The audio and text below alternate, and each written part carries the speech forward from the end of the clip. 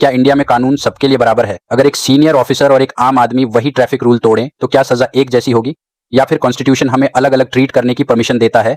आज D code करेंगे article 14 के वो दो पिलर्स, इक्वालिटी बिफोर लॉ और इक्वल प्रोटेक्शन ऑफ लॉज, जिसने इक्वालिटी की परिभाषा ही बदल दी।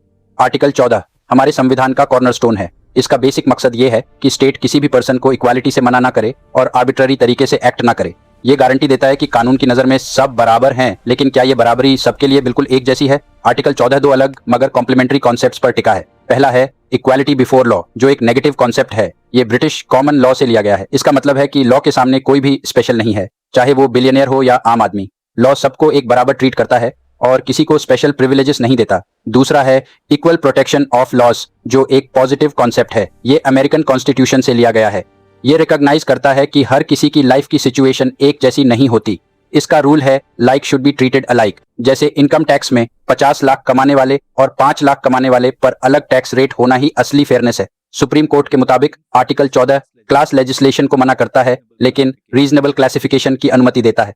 कोई भी क्लासिफिकेशन वैलिड तभी है जब वो ट्विन टेस्ट पास करे। पहला, इंटेलिजिबल डिफरेंशिया, मतलब ग्रुपिंग करने का एक क्लियर और लॉजिकल रीजन होना चाहिए। और दूसरा, रैशनल नेक्सस, मतलब उस ग्रुपिंग का डायरेक्ट कनेक्शन होना चाहिए उस ऑब्जेक्टिव से जो गवर्नमेंट अचीव करना चाहती है। अगर लॉ इनमें से एक भी टेस्ट में फेल करता है तो उसे अनकॉन्स्टिट्यूशनल डिक्लेयर कर दिया जाता है। इन केसेस ने आर्टिकल 14 की समझ को और गहरा किया है। अनवर अली सरकार केस में कोर्ट ने आर्बिट्ररी तरीके से केसेस को स्पेशल कोर्ट्स में भेजने से मना किया। ईपी रोयप्पा केस में जस्टिस भागवती ने कहा कि इक्वालिटी और आर्बिट्रेयरनेस जानी दुश्मन है।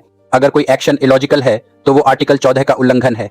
एयर इंडिया वर्सेस नरगेश मीर्जा केस में प्रेगनेंसी पर एयर होस्टेस को निकालना इंसल्टिंग और इलॉजिकल माना गया। और प्रभु कुमार केस में सुप्रीम कोर्ट ने क्लियर किया कि डिसेबिलिटी पर कोई आर्बिट्रेरी सीलिंग नहीं लगाई जा सकती और स्टेट को रीजनेबल अकोमोडेशन देनी होगी। आर्टिकल 14 में विद इन द टेरिटरी का मतलब ये नहीं है कि हर लॉ पूरे देश में एक जैसा हो। लोकल कंडीशन के हिसाब से डिफरेंट रीजन्स में अलग लॉ हो सकते हैं। जैसे Krishna Singh versus state of Rajasthan में कोर्ट ने मारवाड़ रीजन के लॉ को वैलिड माना। आर्टिकल 14 सिर्फ एक जैसा कानून नहीं बल्कि इंसाफ इंश्योर करता है, चाहे वो जियोग्राफिकल कंडीशंस हो या सोशल बैकग्राउंड। लॉ हमेशा इक्वल प्रोटेक्शन का बैलेंस बनाए रखता है। यूपीएससी के ऐसे ही इन डेप्थ एनालिसिस के लिए इंट्रोस्पेक्टेशन IAS को फॉलो और सब्सक्राइब करें ताकि आप कोई अपडेट मिस न करें। मिलते हैं अगली वीडियो में।